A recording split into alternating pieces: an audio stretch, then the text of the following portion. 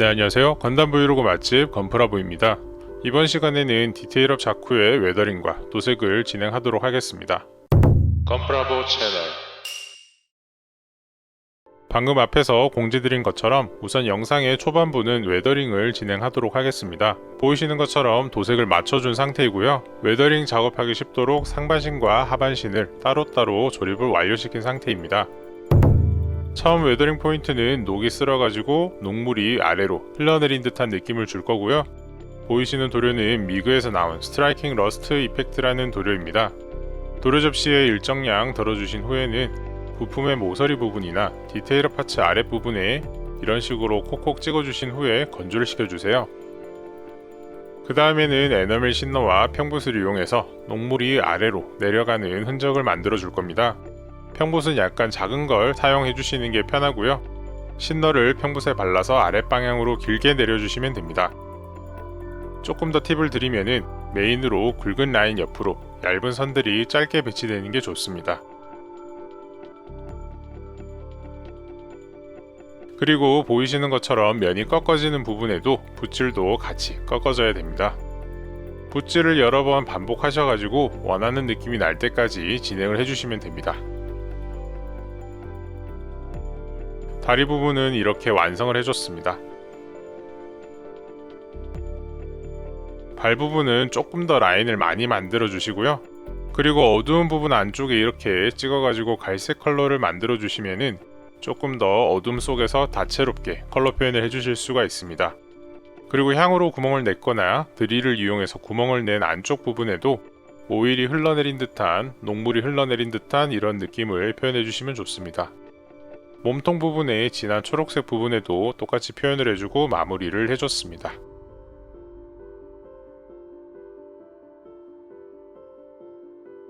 다음은 그라운드 브라운 컬러입니다. 그라운드 브라운은 웨더링한 안쪽 면의 어둠을 잡아주는 역할을 해줄 거고요.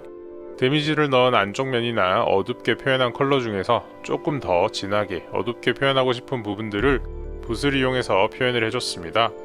콕콕 찍어주기도 하고 상처를 심하게 내준 안쪽 면에 이런 식으로 도료를 발라가지고 웨더링 표현한 부분이 최대한 돋보일 수 있게끔 만들어 주었습니다.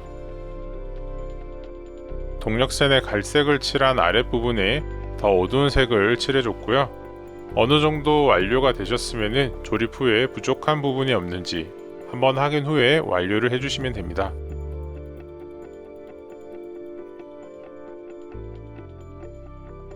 그 다음에는 미그사에서 나온 라이트 러스트 워시를 사용해줬습니다.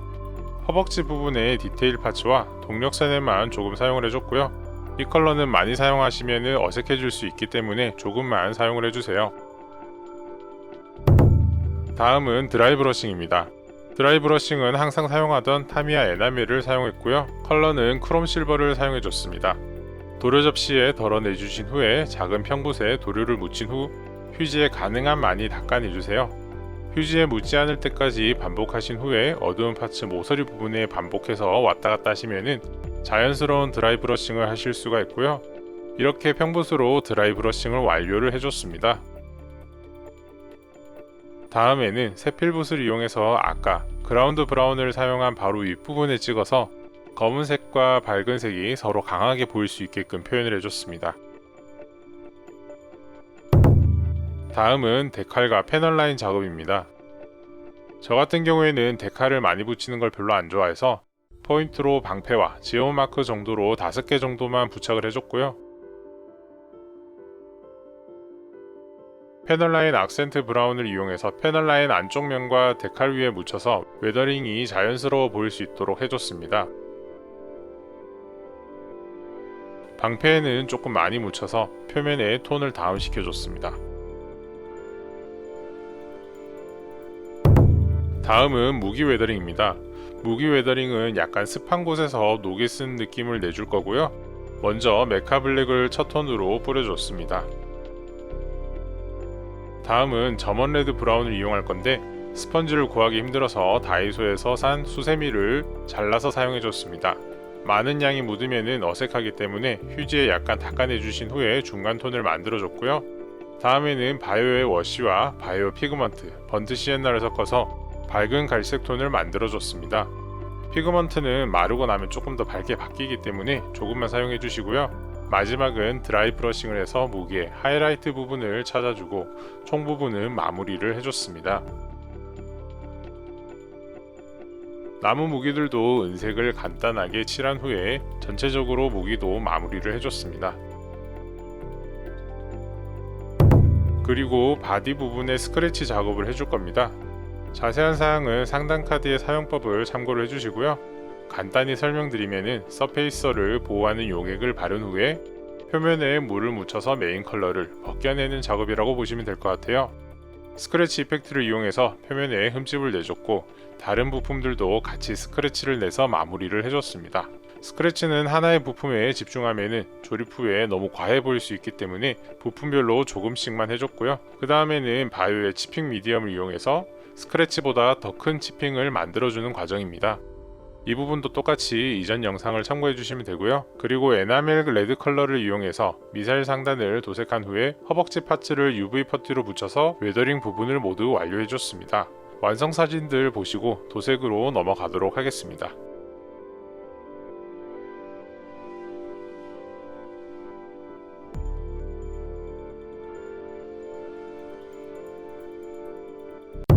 건프라보 채널 도색 파츠는 우선 서페이스를 도포 후에 하루 정도 충분히 건조시켜줬고요. 그 다음 도료를 선택해줬는데 저는 바이오의 그린 계열과 타미야의 그린 계열, 무채색 계열과 치핑 보조제 등을 사용을 해줬습니다.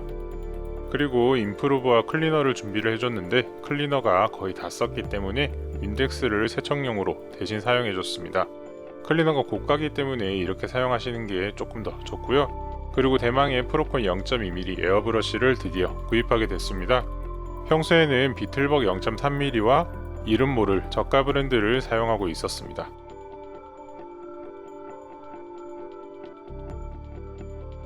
프로콘은 뒤에도 레버가 있고 도료컵 아래에도 조절 레버가 있어가지고 세밀한 도색이 가능했고요. 그리고 도색 전에 미리 치핑 보조제들을 뿌려가지고 건조를 시켜줄 겁니다. 치핑 부분은 이전 영상을 참고해 주시고요.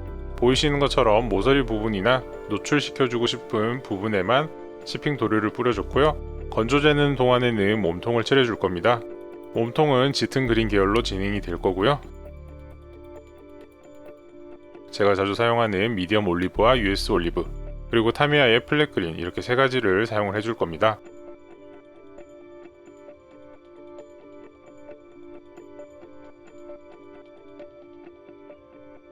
우선 메인 컬러는 타미야의 플랫 그린입니다. 0.2mm라 그런지 정말 섬세하게 도색이 가능하더라고요. 가격대는 약간 고가이긴 했는데 너무 만족스러워서 조금 더 비쌌어도 구매하지 않았을까 싶었습니다. 프로콘 도색 장면 몇 초만 더 보고 넘어가도록 하겠습니다.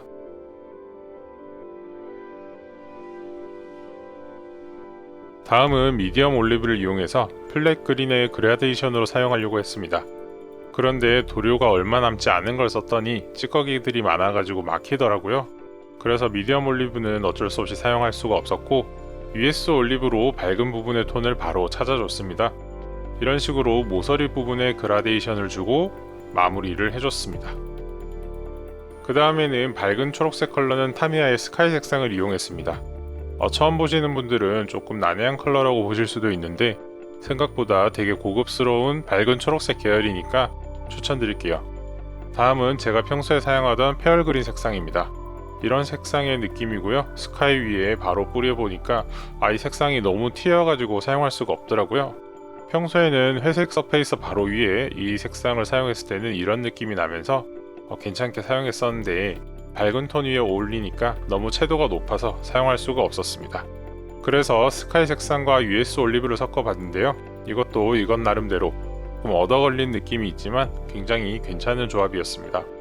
많이 칙칙해지지 않을까 걱정했었는데 생각보다 정말 잘 어울리고 자연스러운 그라데이션이 가능했고요. 앞으로도 자주 사용하게 될 것 같습니다.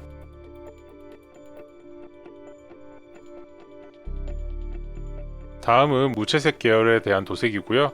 무채색 도색 전에 치핑 미디엄을 붓으로 발라서 건조를 시켜줬습니다.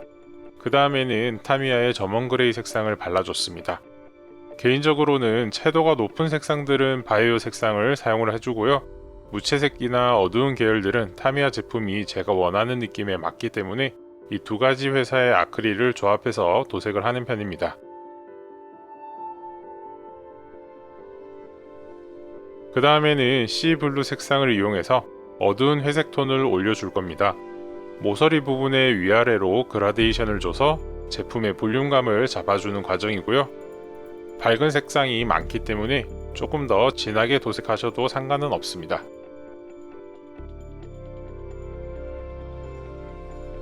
이렇게 도색이 완료됐고요.